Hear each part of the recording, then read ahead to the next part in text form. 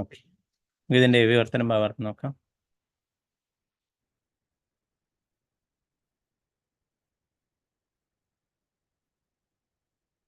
പ്രാണായാമ പരിശീലനത്തിലൂടെ ദഹേത് ഒരുവന് ഉന്മൂലന നാശം വരുത്തുവാൻ കഴിയും. ദോഷാൻ മാലിന്യങ്ങൾ ധാരണാഭിഹി മനസ്സിനെ ഏകാഗ്രമാക്കുന്നതിലൂടെ കിൽബിഷാൻ പാപപ്രവൃത്തികൾ പ്രത്യാഹാരേണ ഇന്ദ്രിയങ്ങളെ അടക്കി നിർത്തുന്നതിലൂടെ ഭൗതിക ധ്യാനത്താൽ അനീശ്വരാൻ ഗുണാൻ ഭൗതിക പ്രകൃതി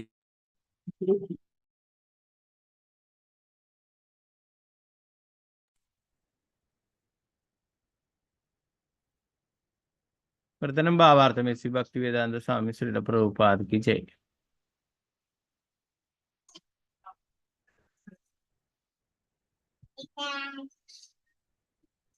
പ്രാണായാമം പരിശീലിക്കുന്നതിലൂടെ ശാരീരികമായ ദോഷങ്ങൾ നിർമ്മാർജ്ജനം ചെയ്യുവാനും മനസ്സിനെ ഏകാഗ്രമാക്കുന്നതിലൂടെ പാപപ്രവൃത്തികളിൽ നിന്ന് വിട്ടുനിൽക്കുവാനും ഒരുവന് കഴിയും.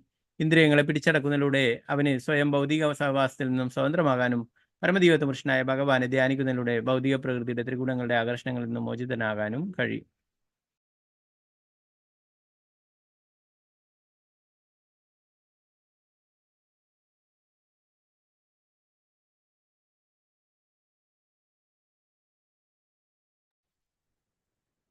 ഭാവാർത്ഥമേ ശ്രീ ഭക്തി വേദാന്ത സ്വാമി ശ്രീ പ്രഭുപാദ് ആയുർവേദ ശാസ്ത്രപ്രകാരം കഫം, പിത്തം, വായു എന്നിവയാണ് ശാരീരിക സ്ഥിതി പരിപാലിക്കുന്നത്. ആധുനിക വൈദ്യശാസ്ത്രം ഈ വിശകലനത്തെ വിലമതിക്കില്ല. എന്നാൽ ഇവ മൂന്നിനെയും അടിസ്ഥാനമാക്കിയുള്ളതാണ് പൗരാണിക ആയുർവേദ ചികിത്സാ ശാസ്ത്രം. ശാരീരിക സ്ഥിതിയുടെ അടിസ്ഥാന കാരണം ഇവ മൂന്നുമാണെന്ന് ഭാഗവതത്തിലും പല സ്ഥലങ്ങളിലും പ്രസ്താവിച്ചിട്ടുണ്ട്. പ്രാണായാമ ശ്വാസോച്ഛ്വാസ പ്രക്രിയയുടെ പരിശീലനത്തിലൂടെ അടിസ്ഥാനപരമായ ശാരീരിക കാരണങ്ങളാൽ ഉണ്ടാകുന്ന ദോഷങ്ങളിൽ നിന്നും മനസ്സിന്റെ ഏകാഗ്രതയിലൂടെ പാപകരങ്ങളായ പ്രവൃത്തികളിൽ നിന്നും ഇന്ദ്രിയങ്ങളെ പിന്തിരിപ്പിക്കുന്നതിലൂടെ ഭൗതിക സഹവാസത്തിൽ നിന്നും മോചനം നേടാമെന്ന് ഇവിടെ ശുപാർശ ചെയ്യുന്നു. ആത്യന്തികമായി ഭൗതിക പ്രകൃതിയുടെ ത്രിഗുണങ്ങളാൽ ഒരിക്കലും ബാധിക്കപ്പെടാത്ത അതീന്ദ്രിയ സ്ഥിതിയിലേക്ക് ഉയർത്തപ്പെടണമെങ്കിൽ ഒരുവൻ പരമദൈവത്വം പുരുഷനായ ഭഗവാനെ ധ്യാനിക്കണം.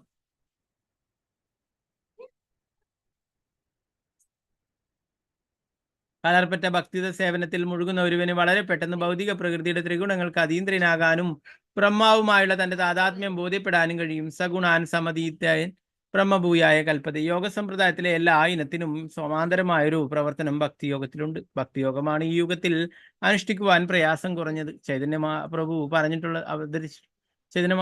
മഹാപ്രഭു അവതരിച്ചിട്ടുള്ളത് നൂതനമായൊരു വ്യാഖ്യാനം. എല്ലാ കീർത്തനത്തോടും ശ്രവണത്തോടും കൂടി ആരംഭിക്കുന്ന ഭക്തിയോഗം വളരെ സുഖകരമായ പ്രക്രിയയാണ്. ഭക്തിയോഗത്തിന്റെയും ഇതര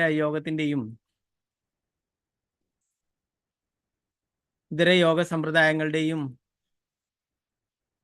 പരമമായ ലക്ഷ്യം പരമദൈവതപുരുഷനായ ഭഗവാനാണെങ്കിലും ഭക്തിയോഗം പ്രായോഗികവും എളുപ്പവുമാണെങ്കിൽ മറ്റുള്ളവ പ്രായണ ദുഷ്കരങ്ങളാണ്. ഒരുവന് ഏകാഗ്രത പാലിച്ചും ഇന്ദ്രിയങ്ങളെ അടിച്ചമർത്തിയും ശാരീരിക സ്ഥിതി ശുദ്ധീകരിക്കുവാൻ കഴിയുമ്പോൾ പരമദൈവതപുരുഷൻ ഭഗവാനിൽ മനസ്സുറപ്പിക്കുവാനും കഴിയും. അതിനെ സമാധി എന്ന് വിളിക്കുന്നു. പ്രഭുപാദ് കി ജയ്. 12ാമത്തെ ശ്ലോകം നമുക്ക് നോക്കാം.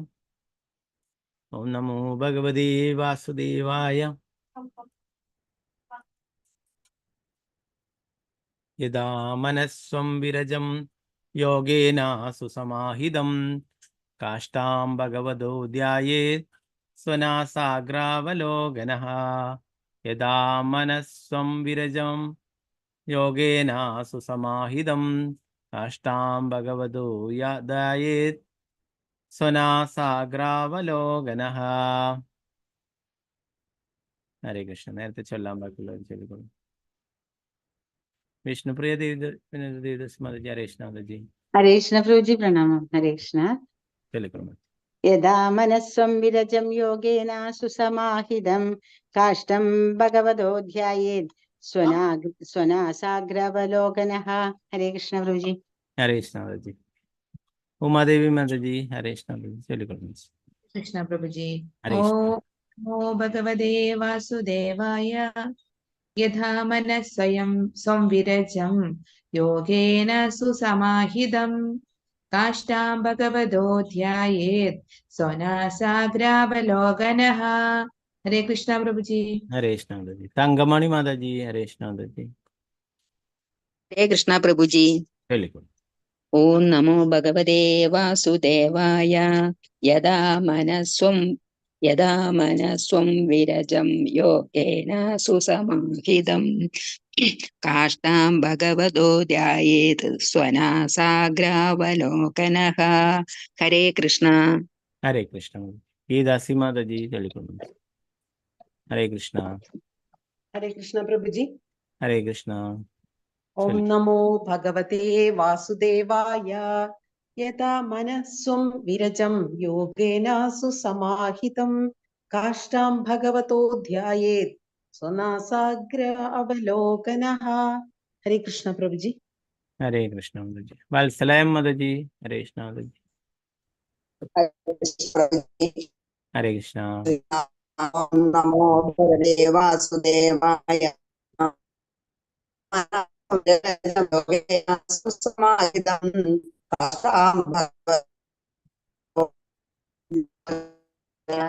ഹരേ കൃഷ്ണ പ്രഭുജി. ഹരേ കൃഷ്ണ. ഓക്കെ ഹരേ കൃഷ്ണ. ഓക്കെ മാതാജിക്ക് എന്താ നെറ്റ്വർക്ക് പ്രശ്നമുണ്ട്. സാവിത്രി കൃപേശ്വരി ദേവദാസി മാതാജി. ഹരേ കൃഷ്ണ മാതാജി. ഹരേ കൃഷ്ണ പ്രഭുജി. പ്രണാമം പ്രഭുജി. ഹരേ കൃഷ്ണ. ഓം നമോ ഭഗവതേ വാസുദേവായ. യഥാ മനസ്സം വിരജം യോഗേന സുസമാഹിതം കാഷ്ടാം ഭഗവതോ ധ്യായേ സ്വനാസാഗ്രാവലോകനഃ. ഹരേ കൃഷ്ണ പ്രഭുജി. ഹരേ കൃഷ്ണ. മണിഭൂഷിത രേവതി ദേവദാസി മാതാജി ചൊല്ലിക്കൊള്ളു. ഹരേ കൃഷ്ണ. ഹരേ കൃഷ്ണ പ്രഭുജി. ഹരേ കൃഷ്ണ. ഓം നമോ ഭഗവതേ വാസുദേവായ. യഥാ മനസ്സം വിരജം യോഗേന സുസമാഹിതം കാഷ്ടാം ഭഗവതോ ധ്യായേ സ്വനാസാഗ്രാവലോകനഃ. ഹരേ കൃഷ്ണ പ്രഭുജി. പ്രണാമം. ഹരേ കൃഷ്ണ മാതാജി. ഗീതാസർ മാതാജി ചൊല്ലിക്കൊള്ളു. ഹരേ കൃഷ്ണ. ഓം ഹരേ നമോ കൃഷ്ണ. വാസുദേവായ. യഥാ മനസ്സം വിരജം യോഗേന സുസമാഹിതഃ കാഷ്ടാം ഭഗവതോ ധ്യായേത് സ്വനാസാഗ്രാവലോകനഃ. ഹരേ കൃഷ്ണ പ്രഭുജി. ഹരേ കൃഷ്ണ മാതാജി. ഓക്കെ ഓക്കെ മറ്റുള്ളവർക്ക് അടുത്ത ശ്ലോകങ്ങൾ ചൊല്ലും. നമുക്കിതിൻ്റെ പ്രവർത്തനം ഭാഗത്ത് നോക്കാം. എപ്പോൾ മനസ്സ് സ്വന്തം വിരജം പരിശുദ്ധമാക്കി യോഗേന യോഗ പരിശീലത്താൽ സുസമാഹിതം നിയന്ത്രിച്ചു കാഷ്ടാം സമഗ്ര വികാസം ഭഗവതഃ പരമദൈവത്വ പുരുഷനായ ഭഗവാന്റെ ധ്യായത് ഒരുവൻ ധ്യാനിക്കണം. സ്വനാസാഗ്ര ഒരുവന്റെ നാസികാഗ്രത്തിൽ അവലോകനഃ ദൃഷ്ടി ഉറപ്പിക്കുക. വിവർത്തനം ഭാവാർത്ഥം ഭക്തിവേദാന്ത സ്വാമി ശ്രീല പ്രഭുപാദയ്ക്ക് ചെയ്യും. ഈ യോഗ പരിശീലനത്താൽ ഒരുവന്റെ മനസ്സ് പരിപൂർണമായി പരിശുദ്ധമാകുമ്പോൾ അവൻ തന്റെ പാതി തുറന്ന ദൃഷ്ടികൾ സ്വന്തം നാസികാഗ്രത്തിൽ ഏകാഗ്രമാക്കി പരമദൈവത്വ പുരുഷനായ ഭഗവാനെ ദർശിക്കണം. ഒരുവൻ വിഷ്ണുവിന്റെ വിസ്തരണത്തെ ധ്യാനിക്കണമെന്ന് ഇവിടെ വ്യക്തമായി പറഞ്ഞിരിക്കുന്നു. കാഷ്ടാം എന്ന വാക്ക് വിഷ്ണുവിന്റെ വിസ്തരണത്തിന്റെ വിസ്തരണമായ പരമാത്മാവിനെ പരാമർശിക്കുന്നു. ഭാഗവതം പരാമർശിക്കുന്നത് ഭഗവാൻ വിഷ്ണുവിനെ പരമദൈവത്വ പുരുഷനായ ഭഗവാനെയാണ്. പരമോന്നതനായ ഭഗവാൻ കൃഷ്ണനാകുന്നു. അദ്ദേഹത്തിൽ നിന്നും പ്രഥമ വിസ്തരണം ഉണ്ടായി. ബലദേവനിൽ നിന്നും സംഘർഷനുണ്ടായി. അന്യതിനും മറ്റു പല വിസ്തരണങ്ങളും ഉണ്ടായത് പുരുഷാവതാരങ്ങളെ തുടർന്നാണ്. മുൻ ശ്ലോകത്തിൽ സൂചിപ്പിച്ചതുപോലെ ഈ പുരുഷാചരണം പരമാത്മാവിനെയാണ് പ്രതിനിധീകരിക്കുന്നത്. ഒരാൾ നിർബന്ധമായും ധ്യാനിക്കേണ്ടുന്ന പരമാത്മാവിന്റെ വിവരണം അടുത്ത ശ്ലോകങ്ങളിൽ നൽകുന്നതാണ്. യോഗി നിർബന്ധമായും പാതി തുറന്ന ദൃഷ്ടികൾ സ്വന്തം നാസികാഗ്രത്തിൽ ഉറപ്പിച്ച് ഏകാഗ്രനായി കലായെ അഥവാ വിഷ്ണുവിന്റെ സമഗ്ര വിസ്തരണത്തെ ധ്യാനിക്കണമെന്ന് ഈ ശ്ലോകത്തിൽ വ്യക്തമാക്കിയിരിക്കുന്നു. 13ാമത്തെ ശ്ലോകം. ഓം നമോ ഭഗവതേ വാസുദേവായ. പ്രസന്നവദനാംബോജം പത്മഗർഭാദരുഷ്ണേഷണം നീലോത്പലദളശ്യാമം ശംഖചക്രാഗദാധരം പ്രസന്നവദനാംബോജം പത്മഗർഭാരുഷ്ണേഷണം നീലോത്പലദളശ്യാമം ശംഖചക്രാഗദാധരം.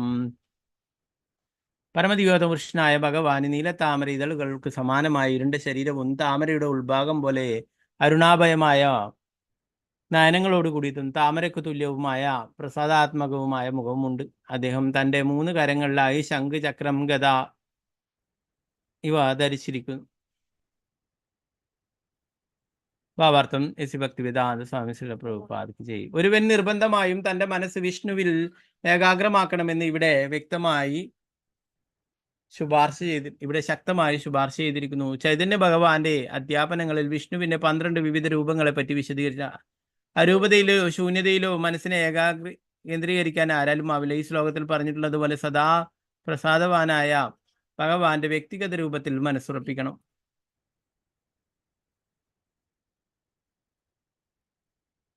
അരൂപ ശൂന്യ ഘടകങ്ങളിലുള്ള ധ്യാനിക്കുന്ന വ്യക്തിക്ക് വളരെ കുഴപ്പകരമാകുമെന്ന് ഭഗവത്ഗീത ചൂണ്ടിക്കാട്ടുന്നു. രൂപമില്ലാത്ത എന്തിനെങ്കിലും ധ്യാനിക്കുവാൻ നാം ശീലിച്ചിട്ടില്ലാത്തതിനാൽ രൂപരാഹിത്യത്തിലും ശൂന്യതയിലുള്ള ധ്യാനത്തിൽ ആകൃഷ്ടരായിട്ടുള്ളവർക്ക് അങ്ങേയറ്റം പ്രയാസകരമായ പ്രക്രിയകൾ വിധേയരാകേണ്ടി വരും. അത്തരമൊരു ഏകാഗ്രത വാസ്തവത്തിൽ അസാധ്യം തന്നെയാണ്. ഒരുവൻ അവന്റെ മനസ്സിനെ പരമദിവ്യോത്തമ പുരുഷൻ ഭഗവാനിൽ ഏകാഗ്രമാക്കണമെന്ന് ഭഗവത്ഗീതയും സ്ഥിരീകരിച്ചിട്ടുണ്ട്. പരമദിവ്യോത്തമ പുരുഷനായ ഭഗവാൻ കൃഷ്ണന്റെ നിറം നീലോൽപലതല തുല്യമാണെന്ന് വർണ്ണിച്ചിരിക്കുന്നു. നീലത്താമരയുടെ ഇരുണ്ട നീലിമയും വെളുപ്പും കലർന്ന വർണ്ണമാണെന്ന് അർത്ഥം. കൃഷ്ണന്റെ വർണ്ണം എന്തുകൊണ്ടാണ് നീലയായതെന്ന് ആളുകൾ എപ്പോഴും സംശയിക്കുകയും അന്വേഷിക്കുകയും ചെയ്യും. ഒരു കലാകാരന് ഭാവന ചെയ്യാൻ കഴിയുന്നതല്ല ഭഗവാന്റെ വർണ്ണം.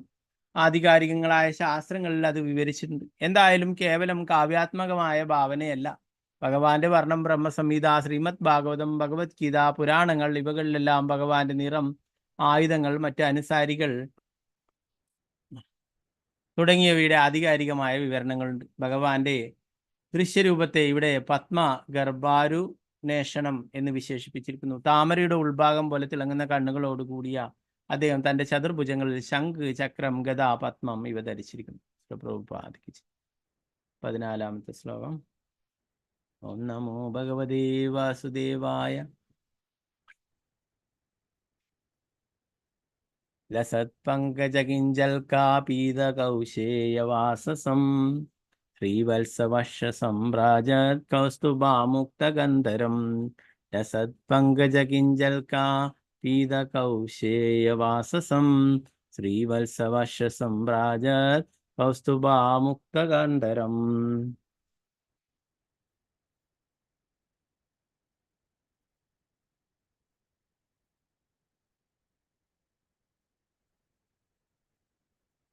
അദ്ദേഹത്തിന്റെ കടിപ്രദേശം താമരനാരു പോലെ സുതാര്യമായ തിളങ്ങുന്ന മഞ്ഞ പട്ടുവസ്ത്രത്താൽ ആച്ഛാദനം ചെയ്തിരുന്നു. അദ്ദേഹം തന്റെ മാറിൽ ശ്രീവത്സമുദ്ര പെൺരോമങ്ങളുടെ ഒരു ചുരുൾ ധരിച്ചിരുന്നു. ഉജ്ജ്വല ശോഭയുള്ള കൗസ്തുഭരത്നം അദ്ദേഹത്തിന്റെ കണ്ടത്തിൽ നിന്ന് തൂങ്ങിക്കിടന്നിരുന്നു. ഭാവാർത്ഥം ശിലപ്രഭുപാദിക്ക്. പരമോന്നതനായ ഭഗവാന്റെ താമരനാരു പോലെ മൃദുലമായ പട്ടുവസ്ത്രത്തിന്റെ വർണ്ണം കാവി മഞ്ഞയാണെന്ന് വിവരിച്ചിരിക്കുന്നു. അദ്ദേഹത്തിന്റെ കണ്ടത്തിൽ നിന്നും ഞാന്ന് കിടക്കുന്ന കൗസ്തുഭരത്നത്തെ പറ്റിയും വിവരിച്ചിട്ടുണ്ട്. അമൂല്യങ്ങളായ ആഭരണങ്ങളാലും വിലപ്പെട്ട മുത്തുകളാലും അലങ്കരിക്കപ്പെട്ടതാണ് ഭഗവാന്റെ കണ്ടം. അദ്ദേഹത്തിന്റെ 6 ഐശ്വര്യങ്ങളിലൊന്ന് സമ്പത്താകുന്നു. ഭൗതിക ലോകത്തിൽ ദൃശ്യമല്ലാത്തതും വിലമതിക്കാനാവാത്തതുമായ വസ്ത്രാഭരണാദികളാൽ അദ്ദേഹം സദാ ആഡംബരപൂർവ്വം അണിഞ്ഞൊരുങ്ങിയിരിക്കും. 15-ാമത്തെ ശ്ലോകം. ഓം നമോ ഭഗവതേ വാസുദേവായ. മത്തദ്വിരേഫകലയാ പരീദം വനമാലയാ പരാർദ്യഹാരവലയാ കിരീടാംഗതനൂപുരം. മത്തദ്വിരേഫകലയാ പരീദം വനമാലയാ പരാർദ്യഹാരവലയാ കിരീടാംഗതനൂപുരം.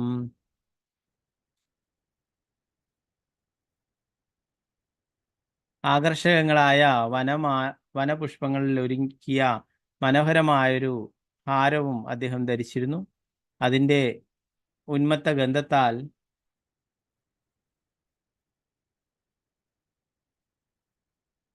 ലഹരി പിടിച്ച തേനീച്ചകൾ അതിനു ചുറ്റും മൂളിപ്പാടി പറന്നുകൊണ്ടിരുന്നു. അതുകൂടാതെ അദ്ദേഹം മുത്തുകൊണ്ടുള്ള ഒരു കണ്ടാഭരണവും കിരീടവും ജോഡിക്കണക്കിന് കരവളകളും കാപ്പുകളും ചിലങ്കുകളും അണിഞ്ഞിരുന്നു. ഭാവാർത്ഥം ശിലപ്രഭുപാദിക്ക്. ഇവിടുത്തെ വർണ്ണനയിൽ നിന്നും പരമദിവ്യോത്തമ പുരുഷനായ ഭഗവാൻ ധരിച്ചിരുന്ന പുഷ്പഹാരം പുതിയതായിരുന്നു എന്ന് വ്യക്തമാണ്. യഥാർത്ഥത്തിൽ വൈകുണ്ഠത്തിൽ അഥവാ ആത്മീയാകാശത്തിൽ പുതിയതല്ലാത്ത ഒന്നുമേയില്ല. ആത്മീയാകാശത്തിലെ എല്ലാം എന്നും അവയുടെ യഥാർത്ഥ സ്ഥിതി നിലനിർത്തുമെന്നതിനാൽ വൃക്ഷങ്ങളിൽ നിന്നും ചെടികളിൽ നിന്നും ഇറുത്തെടുക്കുന്ന പൂക്കൾ പോലും വാടുകയില്ല. വൃക്ഷങ്ങളും പൂക്കളും ആത്മീയമാകിയാൽ വൃക്ഷങ്ങളിൽ നിന്ന് ഇറുത്തെടുക്കുന്ന പുഷ്പങ്ങളുടെയും അവ കൊണ്ട് തീർക്കുന്ന ഹാരങ്ങളുടെയും സൗരഭ്യം നഷ്ടപ്പെടുകയോ അവ വാടുകയോ ചെയ്യില്ല. പൂക്കൾ വൃക്ഷങ്ങളിൽ നിന്ന് ഇറുത്തെടുത്താലും നിറവും മണവും നഷ്ടപ്പെടാതെ അവയുടെ തനിമയിലും പുതുമയിലും എത്ര കാലം വേണമെങ്കിലും ഇരിക്കും. ആ പുഷ്പങ്ങൾ വൃക്ഷത്തിലായാലും ഹാരത്തിലായാലും ഒരേപോലെ തേനീച്ചകളാൽ ആകർഷിക്കപ്പെടും. സകലതും ശാശ്വതവും തേയ്മാനം സംഭവിക്കുവാൻ സാധിക്കാത്തതുമായിരിക്കും എന്നതാണ് ആത്മീയതയുടെ ഫലം. ആത്മീയതയിൽ എന്തിൽ നിന്ന് എന്തെടുത്താലും എല്ലാം അതുപോലെ തന്നെ തുടരും. ആത്മീയ ലോകത്തിൽ ഒന്ന് ന്യൂനം ഒന്ന് സമം എന്നാകുന്നു, ഒന്ന് അധികം ഒന്ന് സമവും ഒന്ന് തന്നെയാകുന്നു. തേനീച്ചകൾ പൂക്കൾക്ക് ചുറ്റും മൂളിപ്പറക്കുകയും അവയുടെ മധുരസ്വരം ഭഗവാൻ ആസ്വദിക്കുകയും ചെയ്തു. ഭഗവാന്റെ വളകളും കണ്ടാഭരണങ്ങളും കിരീടവും പാദസരങ്ങളും എല്ലാം അമൂല്യങ്ങളായ രത്നങ്ങളാൽ അലങ്കരിക്കപ്പെട്ടവയാണ്. ആ രത്നങ്ങളും മുത്തുകളും ആത്മീയമാകിയാൽ ഭൗതികമായി അവയിലെ മൂല്യം നിർണയിക്കുക സാധ്യമല്ല. ഈ ഒരു ശ്ലോകം കൂടി നമുക്ക് നോക്കാം. 16ാമത്തെ ശ്ലോകം.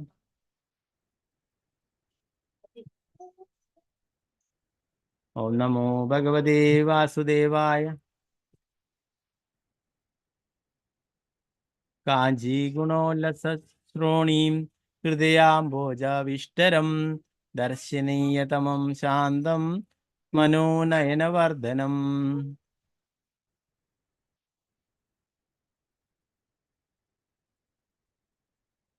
ജഗനവും കടിപ്രദേശവും അരപ്പട്ടയാൽ ആച്ഛാദനം ചെയ്യപ്പെട്ട അദ്ദേഹം തന്റെ ഭക്തന്റെ ഹൃദയമാകുന്ന താമരയിൽ നിലകൊള്ളുന്നു. കാണാൻ അതിമനോഹരമായ അദ്ദേഹത്തിന്റെ പ്രസാദ ഭാവം അദ്ദേഹത്തെ നോക്കിക്കാണുന്ന ഭക്തന്മാരുടെ കണ്ണുകളെയും ആത്മാവുകളെയും സന്തോഷിപ്പിക്കും, ആഹ്ലാദിപ്പിക്കും.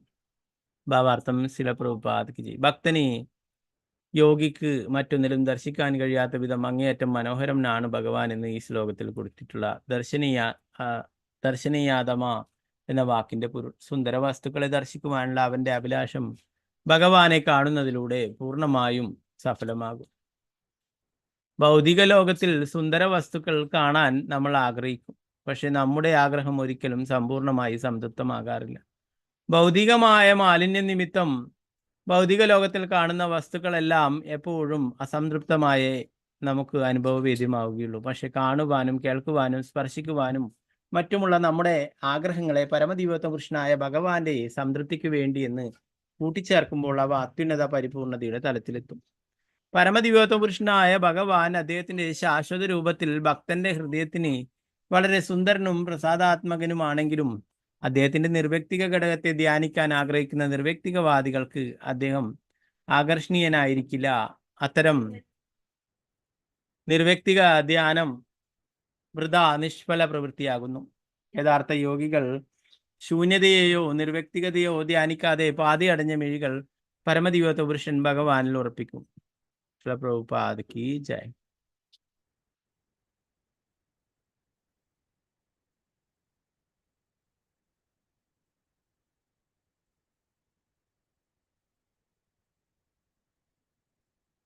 നാരായണ നമസ്കൃത്യ നരം ചൈവ നരോത്തമം ദേവീം സരസ്വതീം വ്യാസം തതോ ജയമുദിരേ. നഷ്ടപ്രായേഷു ഭദ്രേഷു നിത്യം ഭാഗവത സേവയാ. ഭഗവതി ഉത്തമ ശ്ലോകേ ഭക്തിർഭവതി നൈഷ്ഠികേ. മൂകം കരോതി വാചാലം പങ്കും ലംഘയതേ ഗിരിം. യത്കൃപാതമഹം വന്ദേ ശ്രീഗുരു ദീനദാരിണം പരമാനന്ദമാധവം ശ്രീചൈതന്യേശ്വരം. നമ ഓം വിഷ്ണുപാദായ കൃഷ്ണപൃഷ്ഠായ ഭൂതലേ ശ്രീമതേ ഭക്തിവേദാന്ത സ്വാമിന്നിധി നാമിനേ. നമസ്തേ സരസ്വതീ ദേവി ഗൗരവാണി പ്രചാരിണി നിർവിശേഷ ശൂന്യവാദി പാശ്ചാത്യദേശധാരിണി. ജയ ശ്രീകൃഷ്ണ ചൈതന്യ പ്രഭു നിത്യാനന്ദ ശ്രീ അദ്വൈത ഗദാധര ശ്രീവാസാദി ഗൗരഭക്തവൃന്ദ.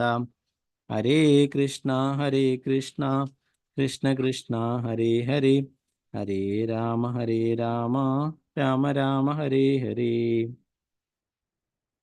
ഗുരുവേ ഗൗരചന്ദ്രായ രാധികായ ഹരേ കൃഷ്ണായ കൃഷ്ണഭക്തായ തദ്ഭക്തായ നമോ നമഃ. പ്രഭുപാദ് की जय, गुरु महाराज की जय. दाय गौर प्रेमानंदे हरे हरे कृष्ण.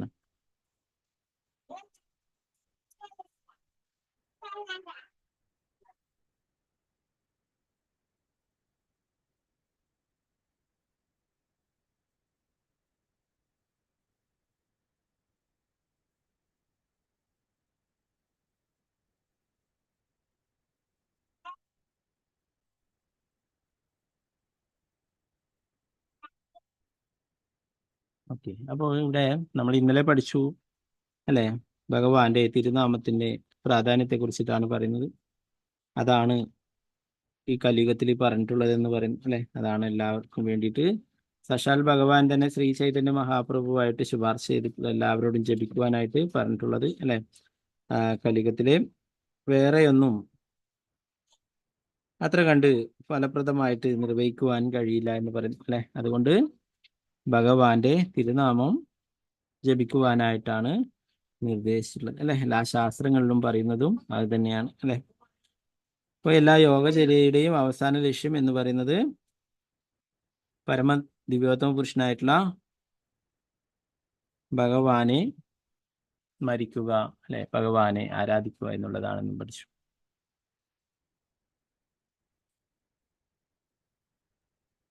ഇവിടെ പറയുന്നു, പ്രാണായാമം പരിശീലിക്കുന്നതിലൂടെ ശാരീരികമായ ദോഷങ്ങൾ നിർമ്മാർജ്ജനം ചെയ്യുവാനും മനസ്സിനെ ഏകാഗ്രമാക്കുന്നതിലൂടെ പ്രാവപ്രവൃത്തികളിൽ നിന്ന് വിട്ടുനിൽക്കുവാനും ഒരുവന് കഴിയും. ഇന്ദ്രിയങ്ങളെ പിടിച്ചടക്കുന്നതിലൂടെ അവന് സ്വയം ഭൗതിക സഹവാസത്തിൽ നിന്നും സ്വതന്ത്രമാകാനും പരമദിവസനായ ഭഗവാനെ ധ്യാനിക്കുന്നതിലൂടെ ഭൗതിക പ്രകൃതിയുടെ ത്രിഗുണങ്ങളുടെ ആകർഷണങ്ങളിൽ നിന്ന് മോചിതമാകാനും കഴിയും. പ്രാണായാമം കൊണ്ട് ശരീരത്തിലെ ദോഷങ്ങളൊക്കെ നിർമ്മാർജ്ജനം ചെയ്യാനായിട്ട് സാധിക്കും അല്ലെ. പലതരത്തിൽ പ്രാണായാമങ്ങൾ പരിശീലിക്കുന്നു. നേരത്തെ പറഞ്ഞല്ലേ, നമ്മൾ വായുവിനെയൊക്കെ നിയന്ത്രിച്ചുകൊണ്ട് അല്ലെ, ശ്വാസോച്ഛ്വാസത്തെ നിയന്ത്രിച്ചുകൊണ്ട് പ്രാണായാമം പരിശീലിക്കുന്നത്. അത് ശരീരത്തിലുള്ള ദോഷങ്ങളെയൊക്കെ ഇല്ലാതാക്കുന്നു. രൂപതയുടെ പറയുന്നു ഭാവാർത്ഥത്തിൽ ആയുർവേദ വൈദ്യശാസ്ത്ര പ്രകാരം കഫം, പിത്തം, വായു എന്നിവയാണ് ശാരീരിക സ്ഥിതി പരിപാലിക്കുന്നത്. ആധുനിക വൈദ്യശാസ്ത്രം ഈ വിശകലനത്തെ വിലമതിക്കില്ല. എന്നാൽ ഇവ മൂന്നിനെയും അടിസ്ഥാനമാക്കിയുള്ളതാണ് പൗരാണിക ആയുർവേദ ശാസ്ത്രം. ശാരീരിക സ്ഥിതിയുടെ അടിസ്ഥാന കാരണം ഇവ മൂന്നാണെന്ന് ഭാഗവത്തിലും പല സ്ഥലങ്ങളും പറഞ്ഞിട്ടുണ്ട്. കഫം, പിത്തം, വായു അല്ലെ. ഇത് ശരിയായ രീതിയിൽ എപ്പോഴും ശരീരത്തിന് ആവശ്യമാണെന്ന് അല്ലെ. ഇത് കൂടിയാലും കുറഞ്ഞാലും എല്ലാം ദോഷം തന്നെയാണ് അല്ലെ. അതാണ് പലരും പറയുന്നത് വായുദോഷം അല്ലെ, കഫദോഷം എന്നൊക്കെ പറയുന്നത്. അത് ആവശ്യത്തിൽ കൂടിയാലും കുറഞ്ഞാലും ഒക്കെ പ്രശ്നം തന്നെയാണ് അല്ലെ. അപ്പൊ ഇതിന്റെ നിലനിൽപ്പ് ശരീരത്തിന് ആവശ്യമാണെന്ന് പറയുന്നത്. എന്നാൽ ആധുനിക വൈദ്യശാസ്ത്രം ഇതിനെയൊന്നും അംഗീകരിക്കുന്നില്ല എന്ന് പറഞ്ഞു.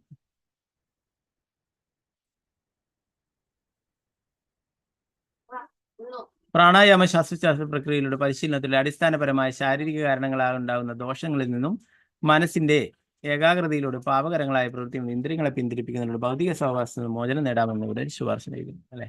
പറഞ്ഞു നമ്മുടെ ഇന്ദ്രിയങ്ങളൊക്കെ ഭഗവത് സേവനത്തിൽ ഉൾപ്പെടുത്തുവാനായിട്ട് അല്ലെ. ഇന്ദ്രിയങ്ങൾക്ക് എന്തെങ്കിലും ചെയ്തുകൊണ്ടേ ഇരിക്കേണ്ടത് വരും. എന്നാൽ നമ്മുടെ ഇന്ദ്രിയങ്ങള് അതിനെ പിടിച്ചു കെട്ടാനായിട്ട് സാധിക്കില്ല. അതിനെ ഭഗവത് സേവനത്തിൽ ഏർപ്പെടുത്താനായിട്ട് പറയും.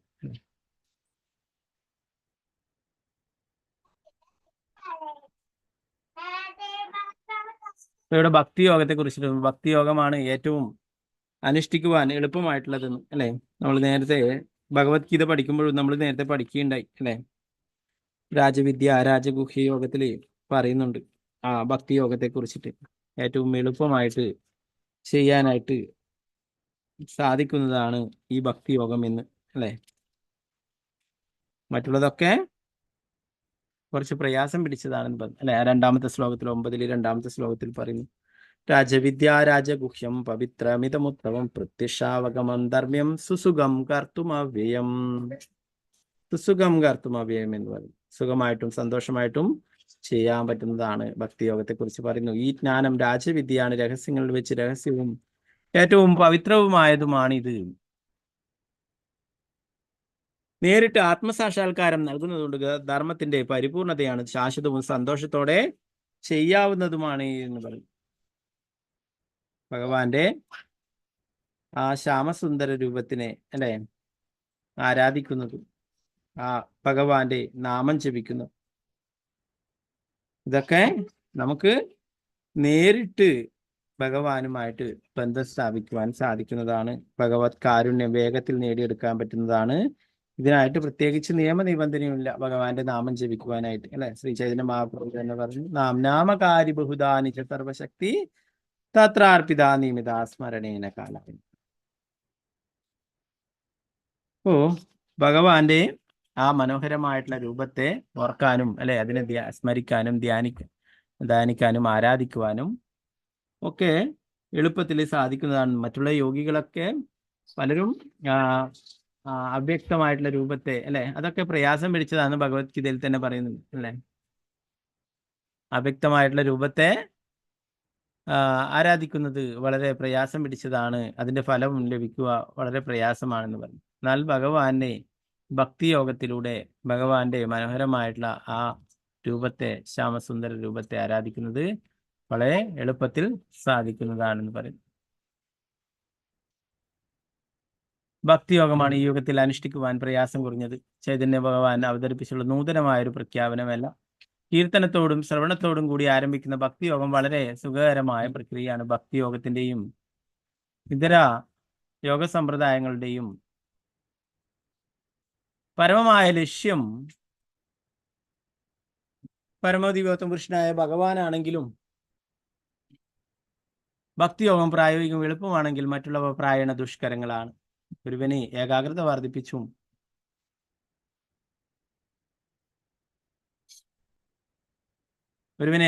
പാലിച്ചും ഇന്ദ്രിയങ്ങളെ അടിച്ചമർത്തിയും ശാരീരിക സ്ഥിതി ശുദ്ധീകരിക്കുവാൻ കഴിയുമ്പോൾ പരമദിവ്യോത്തമ പുരുഷൻ ഭഗവാനിൽ മനസ്സുറപ്പിക്കുവാനും കഴിയും. ഇതിനെ സമാധി എന്ന് വിളിക്കും.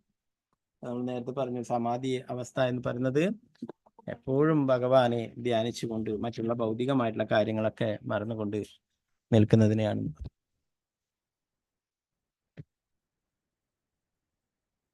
അപ്പോൾ ഏറ്റവും എളുപ്പമായിട്ടുള്ള വഴിയാണ് നമുക്ക് പറഞ്ഞിട്ടുള്ളത് അല്ലെ. നമ്മൾ ഇന്നലെ ക്ലാസ്സിലൊക്കെ ചർച്ച ചെയ്തു. കലിയുഗത്തിലെ അത്രയും ജനങ്ങളൊക്കെ ആയുസ് കുറഞ്ഞവരെ നിർഭാഗ്യവാന്മാരാണെന്ന് ശാസ്ത്രങ്ങൾ പറയുന്നു അല്ലെ. ശ്രീമദ് ഭാഗവതം തന്നെ പറയുന്നുണ്ട്. അപ്പോ അതുകൊണ്ട് തന്നെ മറ്റുള്ള യുഗങ്ങളിൽ പറഞ്ഞിട്ടുള്ള പ്രക്രിയ ഒന്നും ഇവിടെ കലിയുഗത്തിലുള്ളവർക്ക് പാലിക്കുവാനായിട്ട് സാധിക്കില്ല. അതുകൊണ്ട് എന്താ പറഞ്ഞിട്ടുള്ളത്? ഭഗവാന്റെ തിരുനാമം ജപിക്കുവാനായിട്ട് അല്ലെ. അതിനായിട്ട് യാതൊരു നിയമനിബന്ധനയുമില്ല. ആർക്കും എപ്പോഴും എളുപ്പത്തിൽ ജപിക്കുന്ന എന്താണെന്ന് പറയും.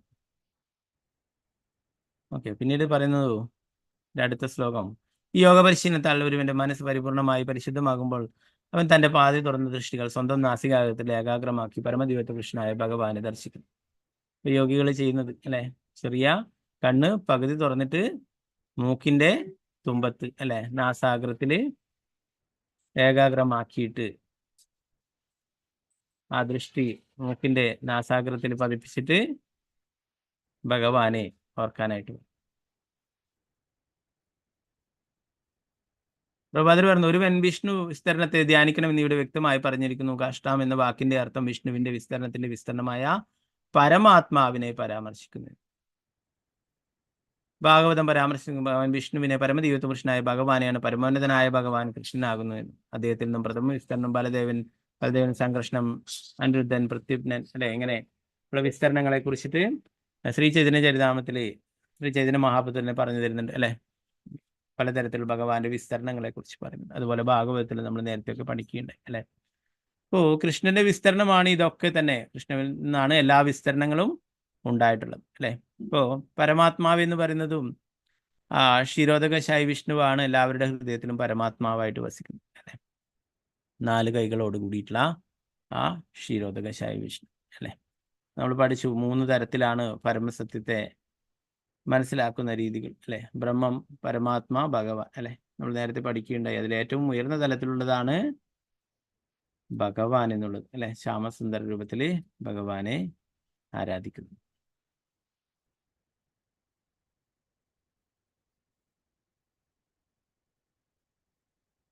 അടുത്തതില് ഭഗവാന്റെ രൂപത്തെക്കുറിച്ച് പറഞ്ഞിരിക്കുന്നു. പരമദിവ്യോത്തമ പുരുഷനായ ഭഗവാന് നീലത്താമര ഇതളുകൾക്ക് സമാനമായ 2 ശരീരവും താമരയുടെ ഉൾഭാഗം പോലെ അരുണാഭമായ നയനങ്ങളോട് കൂടിയതും താമരയ്ക്ക് തുല്യവുമായ പ്രസാദാത്മകവുമായ മുഖമുണ്ട്. അദ്ദേഹം തന്റെ 3 കരങ്ങളിലായി ശംഖചക്രം ഗദ ഇവ ധരിച്ചിരിക്കും.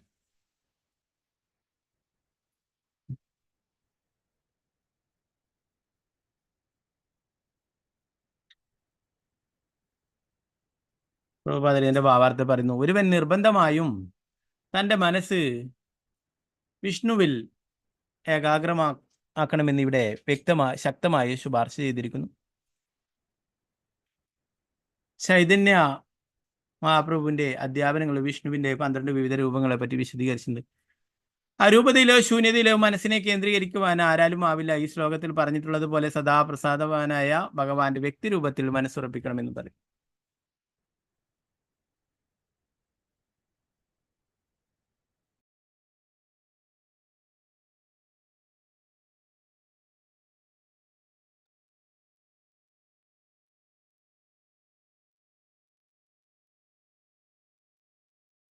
നേരത്തെ പറഞ്ഞിട്ടുണ്ട് അല്ലെ, ചൈതന്യ ചരിതാമൃതത്തിൽ നേരത്തെ നമ്മൾ 24ഓളം വിസ്തരണങ്ങളെ കുറിച്ച് തന്നെ ചൈതന്യ മഹാപ്രഭു പറഞ്ഞു കൊടുക്കുന്നതായിട്ട് നമ്മൾ പഠിച്ചിട്ടുണ്ടായിരുന്നു അല്ലെ.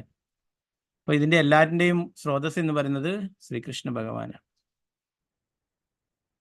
ഈ ശ്ലോകത്തിൽ പറഞ്ഞിട്ടുള്ളത് പോലെ സദാപ്രസാദവാനായ ഭഗവാന്റെ വ്യക്തിരൂപത്തിൽ മനസ്സുറപ്പിക്കണം അല്ലെ. ഭഗവാന് മനോഹരമായിട്ടുള്ള രൂപമുണ്ട്, അല്ലാതെ രൂപരഹിതനല്ല മായാവാദികൾ പറയുന്ന പോലെ. അരൂപശൂന്യ ഘടകങ്ങളുടെ ധ്യാനിക്കുന്ന വ്യക്തിക്ക് വളരെ കുഴപ്പകരമാവുന്ന ഭഗവത്ഗീതയിൽ തന്നെ ചൂണ്ടിക്കാട്ടുന്നു. അങ്ങനെയുള്ള അവ്യക്തമായിട്ടുള്ള രൂപത്തെ ധ്യാനിക്കുക എന്ന് പറയുന്നത് വളരെ പ്രയാസമാണ് അല്ലെ. അതിന്റെ ഫലവും ലഭിക്കുക എളുപ്പമല്ല എന്ന് പറയുന്നു. രൂപമില്ലാത്ത എന്തിനെങ്കിലും ധ്യാനിക്കുവാൻ നാം ശീലിച്ചിട്ടില്ല. അതിനാൽ രൂപരാഹിത്യത്തിലും ശൂന്യതയിലുള്ള ധ്യാനത്തിൽ ആകൃഷ്ടരായിട്ടുള്ളവർക്ക് അങ്ങേയറ്റം പ്രയാസകരമായ പ്രക്രിയക്ക് വിധേയരാകേണ്ടി വരും അല്ലെ. ഭഗവത്ഗീതയിൽ പറയുന്നുണ്ട്, എന്തായാലും ശ്ലോകം, അവ്യക്ത ചിത്തചേതസ് തരസ്തേഷ അവ്യക്ത ചിത്തചേതസ് എന്ന് പറയും അല്ലെ. വളരെ ക്ലേശകരമായിട്ടുള്ള പ്രക്രിയയാണ് അവ്യക്തമായിട്ടുള്ള രൂപത്തെ ധ്യാനിക്കുക എന്ന് പറയും. അത്തരമൊരു ഏകാഗ്രത വാസ്തവത്തിൽ അസാധ്യം തന്നെയാണ്. ഒരുവൻ അവന്റെ മനസ്സിനെ പരമദിവ്യത്വ പുരുഷനായ ഭഗവാനിൽ ഏകാഗ്രമാക്കണമെന്ന് ഭഗവത്ഗീത. പരമദിവ്യത്വ പുരുഷനായ ഭഗവാൻ കൃഷ്ണന്റെ നിറം നീലോൽപലതലം തുല്യമാണെന്ന് പറഞ്ഞിരിക്കുന്നു. നീലത്താമരയുടെ ഇരുണ്ട നീലിമയും വെളുപ്പും കലർന്ന വർണ്ണമാണെന്ന് അർത്ഥം. കൃഷ്ണന്റെ വർണ്ണം എന്തുകൊണ്ട് നീലയായതെന്നും ആളുകൾക്ക് എപ്പോഴും സംശയിക്കുകയും അന്വേഷിക്കുകയും ചെയ്യും. ഒരു കലാകാരന് ഭാവന ചെയ്യാൻ കഴിയുന്നതല്ല ഭഗവാന്റെ വർണ്ണമെന്ന് അല്ലെ. പ്രഭുപാദർ പറയുന്നത്, പലരും ചോദിക്കും അതെന്താണ് നീലയായത്, വേറെന്തെങ്കിലും ആയിക്കൂടെ എന്നല്ലേ. അങ്ങനെ ഓരോരോ കലാകാരന്റെ ഭാവനക്കനുസരിച്ചിട്ട് നിശ്ചയിക്കാൻ സാധിക്കുന്നതല്ല ഭഗവാന്റെ വർണ്ണം. ശാസ്ത്രങ്ങളിൽ പറഞ്ഞിരിക്കുന്ന രീതിയിലാണ് ഭഗവാന്റെ വർണ്ണത്തെ കുറിച്ചിട്ട് പരാമർശിച്ചിട്ടുള്ളതെന്ന് പറയും. ആധികാരികങ്ങളായ ശാസ്ത്രത്തിൽ അത് വിവരിച്ചിട്ടുണ്ട്. ബ്രഹ്മസംഹിതയിലും കൃഷ്ണനെ നീലക്കാർ വർണ്ണൻ എന്ന് ഉപമിച്ചിട്ടുണ്ട്. എന്തായാലും കേവലം കാവ്യാത്മകമായ ഭാവനയല്ല ഭഗവാന്റെ വർണ്ണം. ബ്രഹ്മസംഹിത, ശ്രീമദ് ഭാഗവതം, ഭഗവത്ഗീത, പുരാണങ്ങൾ ഇവകളിലെല്ലാം ഭഗവാന്റെ നിറം, ആയുധങ്ങൾ, മറ്റനുസാരികൾ തുടങ്ങിയവയുടെ ആധികാരിക വിവരണങ്ങളുണ്ട്. ഭഗവാന്റെ ദൃശ്യരൂപത്തെ ഇവിടെ പത്മഗർഭാരു നേഷണം എന്ന് വിശേഷിക്കും. താമരയുടെ ഉൾഭാഗം പോലെ തിളങ്ങുന്ന കണ്ണുകളോടുകൂടി അദ്ദേഹത്തിന്റെ ചതുർഭുജങ്ങളിൽ ശംഖ്, ചക്രം, ഗദാ, പത്മങ്ങൾ ധരിച്ചിരുന്നു.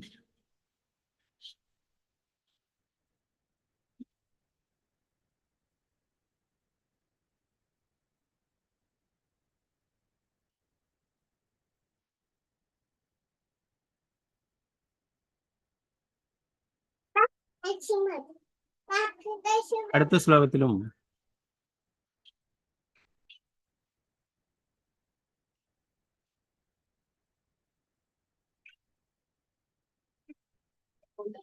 ശ്ലോകത്തിലും ഇത് ഭഗവാന്റെ രൂപത്തെക്കുറിച്ച് തന്നെയാണ് പറയുന്നത്. അദ്ദേഹത്തിന്റെ കടിപ്രദേശം താമര നാര് പോലെ സുതാര്യമായ തിളങ്ങുന്ന മഞ്ഞപ്പട്ട് വസ്ത്രത്താൽ ആച്ഛാദനം ചെയ്തിരുന്നു. അദ്ദേഹത്തിന് തന്റെ മാറിൽ ശ്രീവത്സമുദ്ര പെൺരോമങ്ങളുടെ ഒരു ചുരുൾ ധരിച്ചിരുന്നു. ഉജ്ജലശോഭയുള്ള കൗസ്തുഭരത്നം അദ്ദേഹത്തിന്റെ കണ്ടത്തിൽ തൂങ്ങിക്കിടന്നിരുന്നു അല്ലെ. ഭഗവാനെ എല്ലാ തരത്തിലും താമരയുമായിട്ടാണ് അത് വർണ്ണിക്കുന്നത് അല്ലെ, ഉപമിക്കുന്നത്. താമരയുടെ സമാനമായിട്ടുള്ള കണ്ണുകള്, ശരീരം അല്ലെ. ഇതുപോലെ ഒരു പ്രാർത്ഥന നമ്മൾ കുന്തി മാറാണിയുടെ പ്രാർത്ഥനയിലും പഠിക്കുകയുണ്ടായി അല്ലെ. നമ പങ്കജനാഭായ നമ പങ്കജമാലിനേ നമ പങ്കജനേത്രായ നമസ്തേ പങ്കജാംഗ്രേ എന്ന് പറയുന്നു അല്ലെ. ഭഗവാനെ ആസ്തുതിക്കുന്ന കുന്തി ദേവിയുടെ സ്തുതിയിൽ അല്ലെ. കൃഷ്ണായ വാസുദേവായ ദേവകീനന്ദനായ നന്ദഗോപകുമാരായ ഗോവിന്ദായ നമോ നമോ എന്ന് പറഞ്ഞിട്ട് പിന്നീട് അടുത്ത ശ്ലോകത്തിൽ 22ാമത്തെ ശ്ലോകത്തിൽ 1:8-22 പറയുന്നത്, ഭഗവാന്റെ നാഭിയിൽ താമരപ്പൂവിന്റെ അടയാളമുള്ളവനും സദാ താമരപ്പൂമാലകളാൽ അലങ്കരിക്കപ്പെട്ടവനും താമരപ്പൂ പോലെ സൗമ്യമായ കടാശത്തോടു കൂടിയവനും പാദങ്ങളിൽ പങ്കജമുദ്രയുള്ളവനും ഭഗവാനെ അങ്ങേക്ക് ആദരപൂർവമായ പ്രണാമങ്ങൾ എന്ന് പറയും. എല്ലാം താമരയുമായിട്ടാണ് അല്ലെ. അത്രയും മനോഹരമായിട്ടുള്ളതാണ് താമര അല്ലെ. താമര ഭഗവാന്റെ നേരിട്ടുള്ള സൃഷ്ടിയാണ് താമര അല്ലെ. മറ്റുള്ള ഇവിടെയുള്ള എല്ലാ പുഷ്പങ്ങളായാലും എല്ലാം ആരാണ്? ബ്രഹ്മാവിന്റെ സൃഷ്ടിയാണ് അല്ലെ.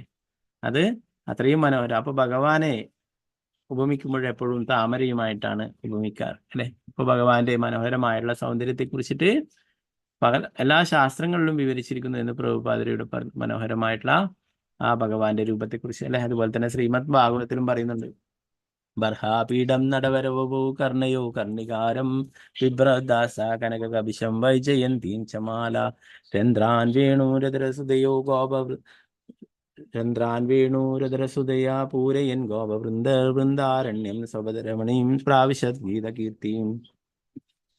ഭഗവാന്റെ സൗന്ദര്യത്തെ കുറിച്ച് പറയുന്നു. മയിൽപീലി കൊണ്ടുള്ള മകുടം അണിഞ്ഞും കാതിൽ നീലക്കാർണികാര പൂക്കൾ ചൂടിയും സ്വർണം പോലെ തിളങ്ങുന്ന മഞ്ഞപ്പെട്ട് ധരിച്ചും വൈജയന്തി മാലയണിഞ്ഞും ഒരു മഹാനർത്തകന്റെ മട്ടിൽ വേഷം ധരിച്ച കൃഷ്ണൻ തന്റെ അതീന്ദ്രിയ രൂപം പ്രദർശിപ്പിച്ചുകൊണ്ട് തന്റെ പാദമുദ്രകളാൽ ആ പ്രദേശത്തെ മനോഹരമായി കൊണ്ട് വൃന്ദാവനത്തിൽ പ്രവേശിച്ചു. തന്റെ അതര അമൃതത്താൽ ഓടക്കുഴലേന്തിയ ദ്വാരങ്ങൾ അദ്ദേഹം നിറയ്ക്കുകയും ഗോപബാലന്മാർ അദ്ദേഹത്തിന്റെ കീർത്തികൾ വാഴ്ത്തി പാടുകയും ചെയ്തു. അങ്ങനെ ധാരാളം ശാസ്ത്രങ്ങൾ പറഞ്ഞിരുന്നു. ബ്രഹ്മസംഹിതയിലും പറയുന്നു അല്ലെ, വേണും കണന്തമരവിന്ദദളായതാശംബർഹാവതാം സമസിതാംബുജ സുന്ദരാംഗം കന്ദർപ്പ കോടി കമനീയ വിശേഷ ശോഭം ഗോവിന്ദമാദി പുരുഷം തമഹം ഭജ.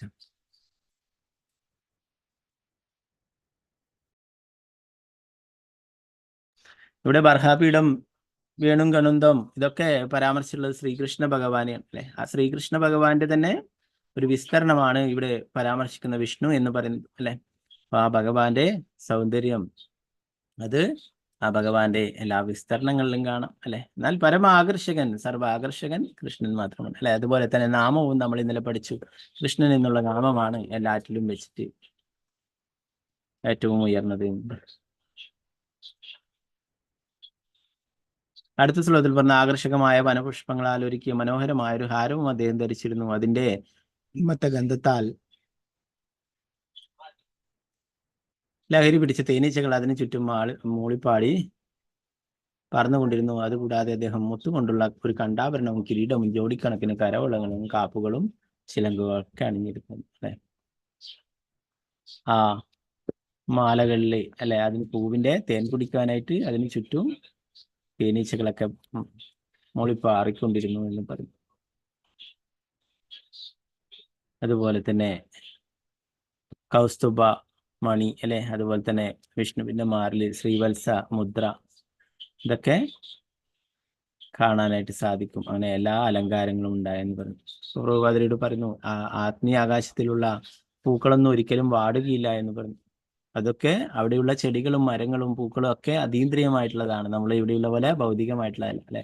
നമ്മളെ പൂക്കളൊക്കെ രാവിലെ നല്ല ഭംഗിയായിട്ട് കാണാം, കുറച്ച് കഴിഞ്ഞ് ഉച്ച കഴിയുമ്പോഴൊക്കെ സൂര്യന്റെ ചൂടേറ്റ് അതൊക്കെ വാടും അല്ലെ വൈകുന്നേരം ആവുന്ന സൂര്യാസ്തമയം ആകുമ്പോഴൊക്കെ എല്ലാം വാടി കൊഴിഞ്ഞു പോയി അല്ലെ. എന്നാൽ അവിടെ ഭഗവാന്റെ ധാമിലുള്ള എല്ലാ പൂക്കളും എല്ലാം എപ്പോഴും ഭംഗിയോടുകൂടി അതിന്റെ നിറവും മണവും ഒന്നും നഷ്ടപ്പെടാതെ നിലനിൽക്കുന്നു എന്ന് പറയും.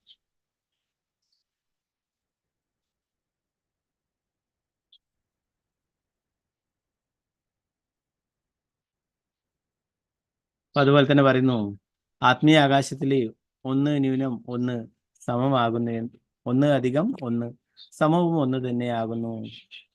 ഓ, നമുക്ക് ഒന്നിൽ നിന്നും ഒന്ന് പോയാൽ ശൂന്യമാണ് അല്ലെ നമ്മുടെ കണക്ക് പ്രകാരം അല്ലെ. എന്നാൽ ഭഗവാനിൽ നിന്നും അല്ലെ ഭഗവത് ധാമത്തിൽ നിന്നും എല്ലാം ഒന്ന് പോയാലും അത് ഒന്ന് അതേപോലെ തന്നെ നിൽക്കും അല്ലെ.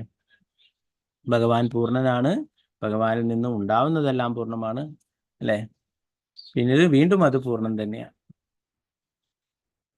എന്നാൽ ഭൗതിക ലോകത്തിലെ കണക്കുകൾ അങ്ങനെയല്ല. പിന്നീട് 16-ാമത്തെ ശ്ലോകത്തിൽ പറയുന്നു, ഭഗവാന്റെ ജഗനവും കടിപ്രദേശവും മരപ്പട്ടിയാൽ ആച്ഛാദനം ചെയ്ത് അദ്ദേഹം തന്റെ ഭക്തന്മാരുടെ ഹൃദയമാകുന്ന താമരയിൽ നിലകൊള്ളുന്നു. കാണാൻ അതിമനോഹരമായ അദ്ദേഹത്തിന്റെ പ്രശാന്ത ഭാവം അദ്ദേഹത്തെ നോക്കിക്കാണുന്ന ഭക്തന്മാരുടെ കണ്ണുകളെയും ആത്മാക്കളെയും ആഹ്ലാദിപ്പിക്കുന്നു. ഭഗവാൻ എല്ലാവരുടെ ഹൃദയത്തിലും പരമാത്മാവായിട്ട് ഭഗവാൻ ഉണ്ട് അല്ലെ. ആ പരമാത്മാവായിട്ട് ഇരിക്കുന്നത് ആരാണ്? ക്ഷീരോദകശായി വിഷ്ണുവാണ്. 4 കൈകളോടുള്ള വിഷ്ണുവാണ് എല്ലാവരുടെ ഹൃദയത്തിലും പരമാത്മാവായിട്ട് ഇരിക്കുന്നത്.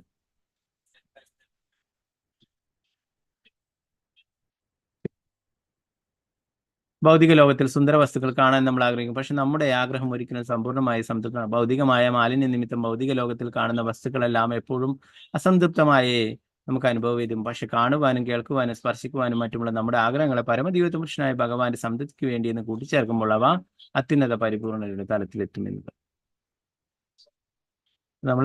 നമുക്ക് എന്തെങ്കിലും ഇന്ദ്രിയങ്ങൾക്ക് എന്തെങ്കിലും ആഗ്രഹങ്ങൾ ഉണ്ടാവും അല്ലെ. നമ്മൾ കാണണം, കേൾക്കണം, ഇതൊക്കെ എന്തിനു വേണ്ടിയിട്ടായിരിക്കണം? ഭഗവാന്റെ കാര്യങ്ങൾ കേൾക്കാനും കാണാനും ഒക്കെ ആയിട്ട് നമ്മൾ അതിനെ ഉപയോഗിക്കണം എന്ന് പറയും. പരമദൈവപുരുഷനായ ഭഗവാൻ അദ്ദേഹത്തിന്റെ ശാശ്വത രൂപത്തിൽ ഭക്തന്റെ ഹൃദയത്തിന് വളരെ സുന്ദരവും പ്രസാദാത്മകമാണെങ്കിലും അദ്ദേഹം നിർവ്യക്തിക ഘടകത്തെ ധ്യാനിക്കാൻ ആഗ്രഹിക്കുന്ന നിർവ്യക്തിവാദിക്ക് അദ്ദേഹം ആകർഷണീയനായിരിക്കില്ല. അത്തരം നിർവ്യക്തിക ധ്യാനം വൃഥ നിഷ്ഫല പ്രവൃത്തിയാകുന്ന യഥാർത്ഥ യോഗികൾ ശൂന്യതയോ നിർവ്യക്തിഗതയോ ധ്യാനിക്കാതെ പാതി അടഞ്ഞ മിഴികൾ പരമദൈവത്വ പുരുഷനായ ഭഗവാൻ ഉറപ്പിക്കുന്നു. അഷ്ടാംഗ യോഗയിലൊക്കെ ഏറ്റവും അവസാനത്തെ സമാധി സ്റ്റേജ് എന്ന് പറയുന്നത് നമ്മൾ നേരത്തെ പഠിച്ചു അല്ലെ, അത് ഭഗവാനെ തന്നെ ധ്യാനിക്കുക എന്നുള്ളതാണ്. അല്ലാതെ ശൂന്യതയോ നിർവ്യക്തിഗതയോ അല്ല എന്ന് പറയുന്നു. അത് ഒരിക്കലും ശരിയായ ഫലം നൽകില്ല എന്നും പറയും. ഓക്കെ, ബാക്കി ഭാഗങ്ങൾ നമുക്ക് നോക്കാം, നാളത്തെ ക്ലാസ്സിൽ നോക്കാം. ഇന്ന് വേറൊരു വിശേഷം കൂടിയുണ്ട്. അപ്പോൾ ഒരു 2 മിനിറ്റ് വേഗത്തിൽ ഞാൻ വായിച്ചിട്ട് പോവാം. ശ്യാമാനന്ദ പണ്ഡിറ്റ് എന്ന് പറയുന്നത് നമ്മുടെ പരമ്പരയിൽ വരുന്ന ആചാര്യനാണ്. അദ്ദേഹത്തിൻ്റെ തിരോഭാവ ദിനമാണ്. ഭഗവാന്റെ നിത്യലീലയിലേക്ക് തിരിച്ചു പോയിട്ടുള്ള ദിവസമാണ് ഇന്നേ ദിവസം.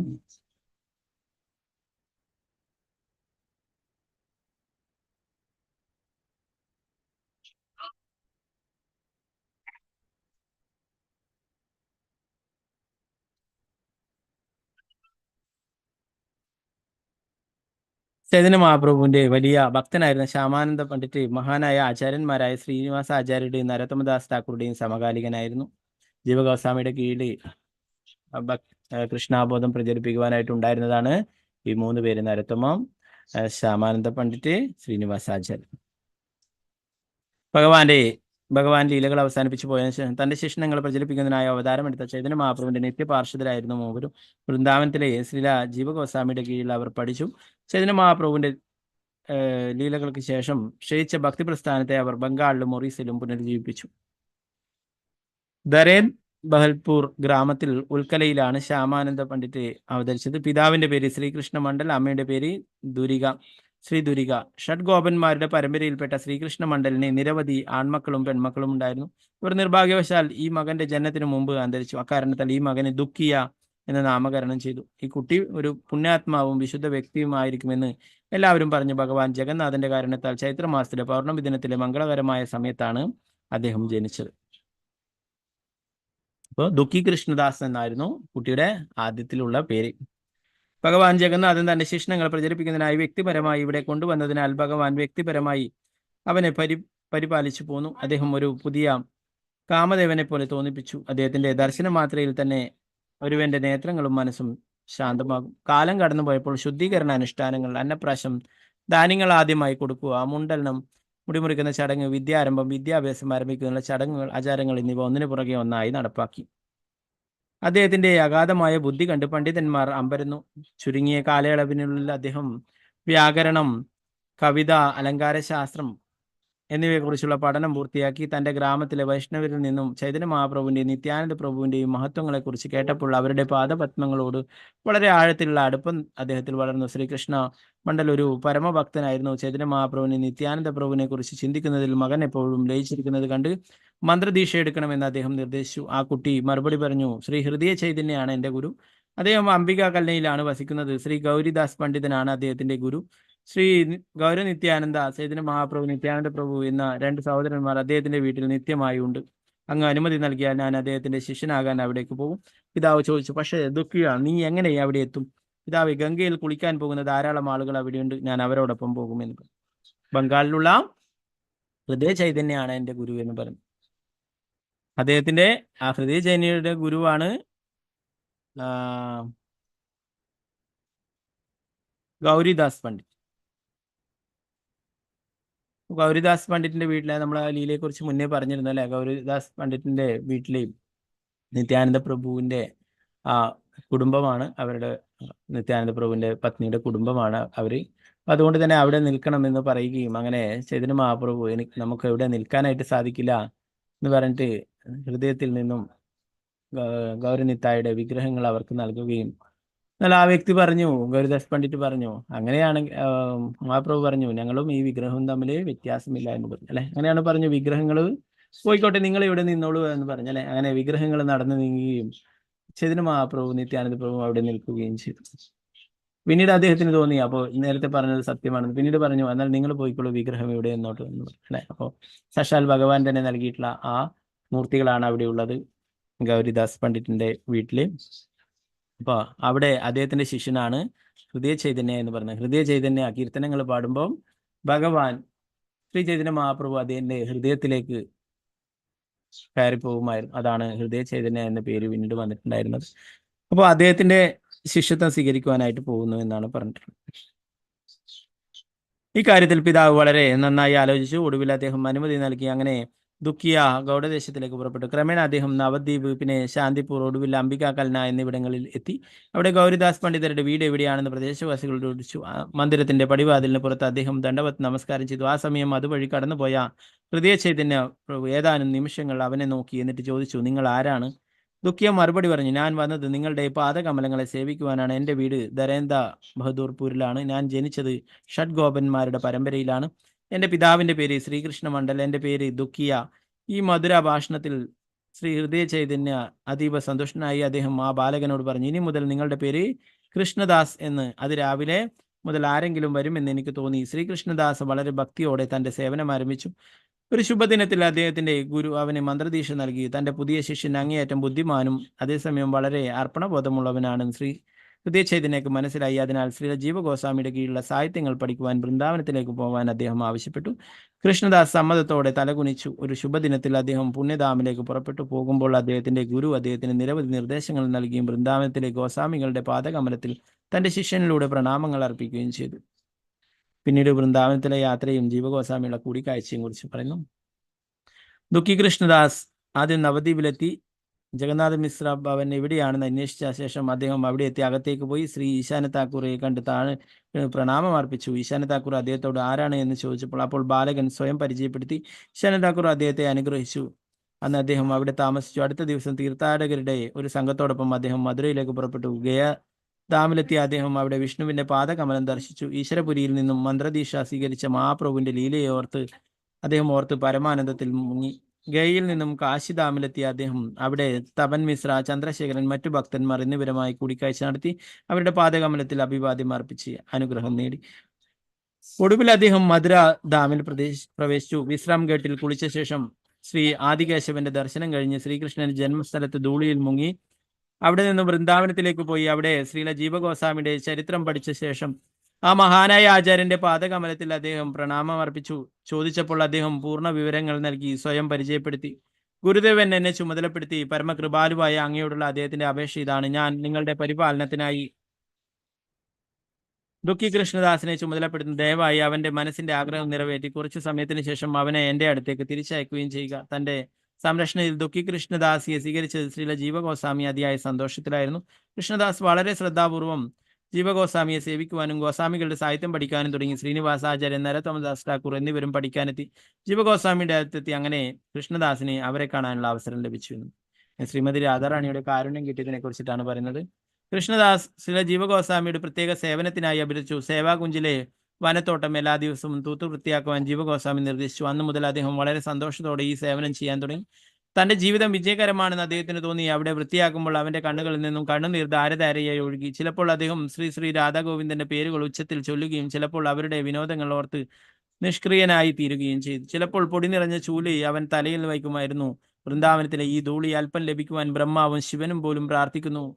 വൃന്ദാവനത്തിലെ വ്രജരജ്, വൃന്ദാവനത്തിലെ ആ ധൂളി മണ്ണ് എന്ന് പറയുന്നത് അത് അത്രയും അമൂല്യമായിട്ടുള്ള അത് ലഭിക്കുവാനായിട്ട് ബ്രഹ്മാവും ശിവനും എല്ലാവരും ആഗ്രഹിക്കുന്നു. അവരൊക്കെ ഇവിടെ വന്നിട്ട് ഒരു പുല്ലായിട്ടെങ്കിലും ജനിച്ചു കഴിഞ്ഞാൽ ആ പദധൂളികൾ തന്റെ ശിരസിലാവുമല്ലോ ഭക്തന്മാര് നടന്നു പോകുമ്പോഴെന്ന് ആഗ്രഹിക്കുന്നു. അപ്പൊ ആ ധൂളികള് എന്താണ് പറയാ, വ്രജരജ്, അത് തലയിൽ പുരട്ടുമായിരുന്നു എന്ന് പറയും. ഒരു ദിവസം കൃഷ്ണദാസ് ഹൃദയം നിറഞ്ഞ സ്നേഹത്തോടെ സേവാകുഞ്ചം വൃത്തിയാക്കുന്നതിനിടയിൽ വളരെ മനോഹരമായൊരു പാദസ്വരം പൊടിയിൽ കിടക്കുന്നത് ശ്രദ്ധിച്ചു. അദ്ദേഹം അത് എടുത്ത് തലയിൽ സ്പർശിച്ച് മേൽവസ്ത്രത്തിന്റെ മൂലയിൽ കെട്ടിവെച്ചു. അന്വേഷിച്ചു വരുമ്പോൾ കൊടുക്കാം അദ്ദേഹം കരുതി. പിറ്റേന്ന് രാവിലെ ശ്രീമതി രാധാറാണിയുടെ ഇടതുപാദസരം കാണുന്നില്ലെന്ന് കണ്ടപ്പോൾ അവർ ഞെട്ടിപ്പോയി. രാധാറാണി വിശദീകരിച്ചു, ഇന്നലെ ഞാൻ നികുഞ്ചത്തിൽ നൃത്തം ചെയ്യുമ്പോൾ അത് വീണുപോയിരിക്കാം, ദയവായി അത് അന്വേഷിച്ച് കണ്ടുപിടിച്ച് കൊണ്ടുവരിക. ഗോപികമാർ കാപ്പ് തിരയാൻ വന്നപ്പോൾ കൃഷ്ണദാസ് നികുഞ്ചം വൃത്തിയാക്കുന്നത് വിശാഖ ദേവി ശ്രദ്ധിച്ചു. ദേവി അവനോട് ചോദിച്ചു, നിങ്ങൾ ഇവിടെ ഒരു പാദസരം കണ്ടെത്തിയോ? ദുഃഖി കൃഷ്ണദാസ് അവളുടെ മധുരവാക്കുകളും തിളക്കമാർന്ന രൂപവും കണ്ട് അമ്പരന്നു. സ്വർഗത്തിൽ നിന്നിറങ്ങിയ ഒരു ദേവതയെ പോലെ തോന്നിച്ചു. ദേവി വീണ്ടും ചോദിച്ചു, നിങ്ങൾ ഇവിടെ ഒരു പാദസരം കണ്ടെത്തിയോ? ദുഃഖി കൃഷ്ണ പ്രണാമം അർപ്പിച്ച് താഴ്മയോടെ പറഞ്ഞു, അതെ, ഞാൻ അത് കണ്ടു. നിങ്ങൾ ആരാണ്? ഞാനൊരു ഗോപികയാണ്. താങ്കൾ എവിടെ താമസിക്കുന്നു? ഈ ഗ്രാമത്തിൽ. നിങ്ങളുടെ പാദസരമാണോ? അല്ല, ഇത് എന്റേതല്ല, ഇത് ഞങ്ങളുടെ വീട്ടിലെ നവവധുവിൻ്റെതാണ്. ഇത് എങ്ങനെ ഇവിടെ എത്തി? അവർ ഇന്നലെ ഇവിടെ പൂക്കൾ പറിക്കാൻ വന്നപ്പോൾ വീണു പോയിരിക്കും. ശരി, എന്നാൽ അവരോട് നേരിട്ട് വന്ന് വാങ്ങിക്കാൻ പറയൂ. ഇല്ല, നിങ്ങൾക്കത് എനിക്ക് തരൂ എന്ന് പറഞ്ഞു. ഇല്ല, ഞാനത് നേരിട്ട് അവർക്ക് നൽകാൻ ആഗ്രഹിക്കുന്നു എന്ന് ദുഃഖി കൃഷ്ണയും പറഞ്ഞു. കുറച്ച് നിമിഷങ്ങൾക്ക് ശേഷം ഒരു വലിയ മരത്തിന്റെ ചുവട്ടിൽ നിഴലിൽ നിൽക്കുന്ന ശ്രീമതി രാധാ ഠാക്കുറാണിയായി വിശാഖദേവി മടങ്ങി. വിശാഖ കൃഷ്ണദാസിയോട് പറഞ്ഞു, ഭക്ത, പാദസരം നഷ്ടപ്പെട്ട വ്യക്തി അത് സ്വീകരിക്കുവാൻ എത്തിയിരിക്കുന്നു. ശ്രീ ഋഷഭാനു നന്ദിനിയുടെ രാധാറാണിയുടെ സമാനതകളില്ലാത്ത മിഴിവുറ്റ പ്രതാപത്തിൽ ദൂരത്ത് നിന്നാണെങ്കിലും ദുഃഖി കൃഷ്ണദാസ് സ്വയം മറന്നു. വളരെ സന്തോഷത്തോടെ അദ്ദേഹം പാദസരം വിശാഖാദേവിക്ക് കൈമാറി. ഈ സമയത്ത് വളരെ ആഴത്തിലേറിയ എന്തെങ്കിലും സംഭവിക്കുവാൻ പോവുകയാണെന്ന് ദുഃഖി കൃഷ്ണദാസിന് മനസ്സിലായി. അവന്റെ കണ്ണുകൾ നിറഞ്ഞു. പ്രണാമം അർപ്പിക്കുവാൻ അവൻ നിലത്തു വീണു. ഹർഷോന്മാദത്താൽ ആ ധൂളിയിൽ കിടന്നു ഉരുണ്ടു. വിശാഖ അവനോട് പറഞ്ഞു, ഭക്തശ്രേഷ്ഠ, നന്ദി സൂചകമായി ഞങ്ങളുടെ സഖി ഒരു വരം നൽകാൻ ആഗ്രഹിക്കുന്നു. ദുഃഖി കൃഷ്ണദാസ് തന്റെ മുന്നിൽ രാധാകുണ്ഡത്തിലെ വിശുദ്ധ ജലം കണ്ടു. പ്രണാമം അർപ്പിച്ച ശേഷം അവൻ ആ വെള്ളത്തിൽ മുങ്ങി. അങ്ങനെ അവൻ വളരെ സുന്ദരനായ സ്ത്രീരൂപം നേടി. പരിശുദ്ധമായ രാധാകുണ്ഡത്തിൽ നിന്നും പുറത്തു വന്ന അദ്ദേഹം വിശാഖദേവിയുടെ മുന്നിൽ നിന്നുകൊണ്ട് പ്രാർത്ഥിച്ചു. ആ കാനന സഖിയുടെ കൈപിടിച്ച് വിശാഖ ശ്രീമതി രാധാ ഠാക്കുറാണിയെ സമീപിച്ചു. പുതിയ സഖി അവരുടെ പാദകമലങ്ങളിൽ വീണു. തുടർന്ന് ശ്രീമതി രാധാറാണി പാദസരം ഉപയോഗിച്ച് പാദകമലത്തിലെ കുങ്കുമം എടുത്ത് അവളുടെ നെറ്റിയിൽ തിലകം ചാർത്തി. ഈ തിലകം നിങ്ങളുടെ നെറ്റിയിൽ അവശേഷിക്കും. ഇന്നു മുതൽ നിങ്ങൾ ശ്യാമാനന്ദ എന്നറിയപ്പെടും. ഇപ്പോൾ നിങ്ങൾക്ക് പോകാം. ഇത് പറഞ്ഞതിന് ശേഷം ശ്രീമതി രാധാ ഠാക്കുറാണിയും സഖികളെയും കാണാതായി. ദുഃഖി കൃഷ്ണദാസ് സ്വപ്നത്തിൽ നിന്ന് ഉണർന്നു നോക്കിയപ്പോൾ പഴയ പുരുഷ ശരീരത്തിലായിരുന്നു. എന്നാൽ ശ്രീമതി രാധാറാണി ചാർത്തിയ തിലകം അവിടെ തന്നെ ഉണ്ടായിരുന്നു. വികാരാതീതനായി അദ്ദേഹം വീണ്ടും പറഞ്ഞു, ഞാൻ എന്താണ് കണ്ടത്? ശ്രീ രാധികയോട് 100 കണക്കിന് തവണ പ്രാർത്ഥന നടത്തിയ ശേഷം അദ്ദേഹം ശ്രീ ജീവഗോസ്വാമിയുടെ അടുത്തേക്ക് മടങ്ങി. തന്റെ യുവ വിദ്യാർത്ഥിയുടെ നെറ്റിയിൽ തിലകത്തിന്റെ അതിശയകരമായ പുതിയ രൂപകൽപ്പന കണ്ടപ്പോൾ ജീവഗോസ്വാമി അത്ഭുതപ്പെട്ടു. പ്രണാമം അർപ്പിച്ച ശേഷം ദുഃഖി കൃഷ്ണദാസ് ജീവഗോസ്വാമിയോട് അഭ്യർത്ഥന പ്രകാരം നിറഞ്ഞ കണ്ണുകളോടെ സേവാകുഞ്ചിലെ അനുഭവം വിശദീകരിച്ചു. അദ്ദേഹത്തിന്റെ വലിയ ഭാഗ്യം കേട്ട് ജീവഗോസ്വാമി സന്തോഷിച്ചു. പക്ഷെ ദുഃഖിക്ക് മുന്നറിയിപ്പ് നൽകി, ഈ അനുഗ്രഹീത സംഭവം ആരോടും വെളിപ്പെടുത്തരുത് എന്ന്. ഇന്നു മുതൽ ശ്യാമാനന്ദ എന്ന് പേര് തുടരുക. ദുഃഖി കൃഷ്ണദാസിയുടെ പേരും തിലകത്തിന്റെ ശൈലിയും അജ്ഞാതമായ കാരണങ്ങളാൽ മാറ്റപ്പെട്ടിട്ടുണ്ടെന്ന് മനസ്സിലാക്കിയ വൈഷ്ണവർ സ്വാഭാവികമായും ഈ വിചിത്ര സ്വഭാവ വികാസം ചർച്ച ചെയ്യാൻ തുടങ്ങി. ഈ വാർത്ത ഒടുവിൽ അംബിക കൽനയിലെത്തി. തന്റെ ശിഷ്യന്റെ അനധികൃത പെരുമാറ്റത്തിൽ കുറിച്ച് കേട്ടപ്പോൾ ഹൃദയ ചൈതന്യ പ്രഭു അസ്വസ്ഥനായി. അദ്ദേഹം ഉടനെ വൃന്ദാവനത്തിലേക്ക് പുറപ്പെട്ടു. ഏതാനും മാസങ്ങൾക്ക് ശേഷം അവിടെ എത്തിയ അദ്ദേഹം ദുഃഖി കൃഷ്ണയെ കാണാൻ ആഗ്രഹം പ്രകടിപ്പിച്ചു. ദുഃഖി കൃഷ്ണ ശ്യാമാനന്ദ ഗുരുദേവന്റെ പാദകമലങ്ങളിൽ ദണ്ഡവത് പ്രണാമം ചെയ്തു. തന്റെ ശിഷ്യന്റെ തിലകം കണ്ട് ഹൃദയ ചൈതന്യ പ്രഭു പ്രകോപിതനായി. എന്നോടുള്ള നിങ്ങളുടെ പെരുമാറ്റം പൂർണ്ണമായും മ്ലേച്ഛമാണ്. ഞാൻ തന്നെ തിലകം നിങ്ങൾ മായ്ച്ചു കളഞ്ഞു. അതിനു പകരം പുതിയ തിലക ശൈലിയും സ്വീകരിച്ചു. ഞാൻ നിങ്ങളെ ഉപേക്ഷിക്കുന്നു. ഈ നിമിഷം തന്നെ ഈ ആശ്രമം വിടുക. അദ്ദേഹം ആജ്ഞാപിച്ചു. അവനെ വഴക്കു പറയുന്നത് തുടർന്നു. ശ്യാമാനന്ദന് വേണ്ടി വിവിധ വിശദീകരണങ്ങൾ നൽകി വൈഷ്ണവന്മാർ അദ്ദേഹത്തെ സമാധാനിപ്പിച്ചു. ശ്യാമാനന്ദൻ ഇതെല്ലാം മായാത്ത മുഖത്തോടെ സഹിക്കുകയും തന്റെ ഗുരുദേവനെ വിശ്വസ്തയോടെ സേവിക്കുകയും ചെയ്തു. കണ്ണുകൾ നിറഞ്ഞു. ശ്യാമാനന്ദ നിശബ്ദമായി നോക്കി അദ്ദേഹത്തോട് അല്പം സഹതാപം തോന്നി ഹൃദയ ചൈതന്യ പറഞ്ഞു, നിങ്ങൾ ആ തിലകം കഴുകി പഴയത് വീണ്ടും ധരിച്ചാൽ ഞാൻ എൻ്റെ ആജ്ഞ പിൻവലിക്കാം. എന്നാൽ പാവം ശ്യാമാനന്ദന് നെറ്റിയിൽ നിന്നും തിലകം തുടയ്ക്കാൻ കഴിഞ്ഞില്ല. അയാൾ അത് തുടച്ച ഉടനെ അത് അവന്റെ നെറ്റിയിൽ വീണ്ടും പ്രത്യക്ഷപ്പെട്ടു. ശ്യാമാനന്ദ ആശ്രമം വിട്ടുപോയി. ഭക്ഷണമൊന്നും കഴിക്കാതെ അദ്ദേഹം യമുനയുടെ തീരത്ത് താമസിച്ചു. അന്ന് രാത്രി ശ്രീമതി രാധാ ഠാക്കുറാണി ഹൃദയ ചൈതന്യയുടെ സ്വപ്നത്തിൽ വന്നു. അതിനാൽ ശ്രീ രാധാറാണി വളരെ ഗൗരവത്തിലായിരുന്നു. അവനെ ശാസിച്ചു. ദുഃഖി കൃഷ്ണദാസിന്റെ സേവനത്തിൽ ഞാൻ സംതൃപ്തിയായ ഞാൻ തിലകവും പേരും മാറ്റി. നിങ്ങൾക്കോ മറ്റാരെങ്കിലുമോ ഇതിനെക്കുറിച്ച് എന്താണ് പറയാനുള്ളത്? ഹൃദയ ചൈതന്യ പ്രഭു ശ്രീ ബ്രജേശ്വരിയുടെ പാദകമലത്തിൽ പാപമോചനത്തിനായി പ്രാർത്ഥിക്കുകയും താൻ എത്ര വലിയ കുറ്റവാളിയാണെന്ന് ചിന്തിക്കുകയും ചെയ്തു. ഹൃദയ ചൈതന്യ തന്റെ തെറ്റ് മനസ്സിലാക്കി നദീതീരത്തേക്ക് ഓടി ശ്യാമാനന്ദനെ ആലിംഗനം ചെയ്തു. അവനെ മടിയിൽ വെച്ചു വീണ്ടും സ്നേഹത്തോടെ ആലിംഗനം ചെയ്തു. കണ്ണുനീരൊഴുകിക്കൊണ്ട് അദ്ദേഹം ആവർത്തിച്ചു, നിങ്ങൾ വളരെ ഭാഗ്യവാനാണ്. ഹൃദയ ചൈതന്യ പ്രഭു വളരെ കുറച്ചു കാലം വ്രജധാമത്തിൽ വസിച്ചു. തുടർന്ന് ജീവഗോസ്വാമിക്കൊപ്പം കുറച്ചു ദിവസം തുടരാൻ ശ്യാമാനന്ദനോട് നിർദ്ദേശിച്ച ശേഷം അദ്ദേഹം ഗൗഡദേശത്തിലേക്ക് പോയി.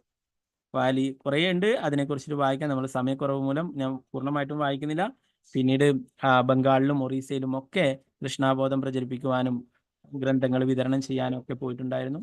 ഈ 3 പേരും ഇപ്പോൾ അത് പിന്നീട് ഒരു അവസരത്തിൽ നമുക്ക് ചർച്ച ചെയ്യാം. അപ്പോൾ വളരെ പ്രധാനപ്പെട്ട ഒരു ലീല എന്ന് പറയുന്നത് വൃന്ദാവനത്തിന് സേവാകുഞ്ച് വൃത്തിയാക്കുന്ന അവസരത്തിൽ ശ്രീമതി രാധാറാണിയുടെ പാദസരം ലഭിക്കുകയും അത് രാധാറാണിക്ക് നേരിട്ട് നൽകുകയും പിന്നെ രാധാറാണി അത് കൊണ്ട് അദ്ദേഹത്തിന് ഒരു തിലകം വെച്ചു കൊടുക്കുകയും ആ തിലകം എപ്പോഴും നിൽക്കും അല്ലെ. നമുക്ക് തിലകം ഓരോരോ തവണയും തുടരണം അല്ലെ. ശ്യാമാനന്ദ പണ്ഡിതിനെ രാധാറാണി വെച്ചു കൊടുത്ത തിലകം അത് എപ്പോഴും അവിടെ ഉണ്ട്. കുളിച്ചാലും കഴുകിയാലും ഒന്നും പോവില്ല അല്ലെ. അപ്പൊ അങ്ങനെ അത്രയും കാരുണ്യം ലഭിച്ചില്ല. ഇത് കുറെ 10,000-കണക്കിന് വർഷങ്ങൾ മുമ്പേ നടന്ന ലീല എന്നല്ല. ചൈതന്യ മഹാപ്രഭു ലീലകൾ അവസാനിപ്പിച്ച് പോയതിനു ശേഷം നടന്നിട്ടുള്ള ലീലയാണിത്. ഇപ്പം കുറച്ചൊരു 300-400 വർഷങ്ങൾക്ക് മുന്നേ നടന്നിട്ടുള്ള ലീലയാണ്. അപ്പോൾ രാധാറാണി എപ്പോഴും വൃന്ദാവനത്തിൽ തന്നെയുണ്ട്, വൃന്ദാവനം വിട്ടിട്ട് എവിടേക്കും പോകുന്നില്ല. അപ്പൊ അങ്ങനെയുള്ള ആ ശ്യാമാനന്ദ പണ്ഡിറ്റിന്റെ ആചാര്യന്റെ അത്രയും ഭഗവാന്റെ പ്രിയ ഭക്തന്റെ ആ നിത്യലീലയിലേക്ക് തിരിച്ചു പോയിട്ടുള്ള തിഥിയാണ് ഇന്ന്. നമുക്ക് ഇന്നത്തെ തിഥിയിൽ ഇത് ചർച്ച ചെയ്യണമെന്നാണ്. അപ്പൊ അതുകൊണ്ട് ഞാൻ ഇവിടെ ചർച്ച ചെയ്തേ ഉള്ളൂ. ഇത് കേട്ടിട്ടുള്ളതായിരിക്കും. എന്നാൽ അതേ ദിവസം ഇന്നേ ദിവസം ആ ലീലയെ കുറിച്ച് ഓർക്കുകയാണെങ്കിൽ ആ ആചാര്യന്റെ കാരുണ്യം നമുക്ക് ലഭിക്കുന്നതാണ്. ഓക്കെ. ഹരേ കൃഷ്ണ. അപ്പൊ നമുക്കൊക്കെ പ്രാർത്ഥിക്കാം അല്ലെ. നമ്മളൊന്നും അത്ര ഭാഗ്യവാന്മാരൊന്നല്ല രാധാറാണി നേരിട്ട് വന്നിട്ട് കാരുണ്യം തരാൻ അല്ലെ. എന്നാലും നമുക്ക് ശ്രീ ചൈതന്യ മഹാപ്രഭുവിലൂടെ രാധാറാണിയുടെ കാരുണ്യം ലഭിക്കും അല്ലെ. അപ്പൊ നമുക്ക് ഒക്കെ പ്രാർത്ഥിക്കാം. നമുക്കും കൂടുതൽ ഭക്തിയുത സേവനങ്ങൾ ചെയ്യാനും ഭഗവാന്റെ നാമം ജപിക്കുവാനും ഒക്കെ സാധിക്കട്ടെ എന്ന്. ഹരേ കൃഷ്ണ കൃഷ്ണ കൃഷ്ണ ഹരേ ഹരേ, ഹരേ രാമ രാമ രാമ ഹരേ ഹരേ. ഗ്രന്ഥരായ ശ്രീമദ് ഭാഗവതം की जय, श्रील प्रभुपाद की जय, गुरु महाराज की जय, निताय गौर प्रेमानंदे हरे हरे कृष्ण. श्रील श्यामानंद पंडित की जय. हरे कृष्ण.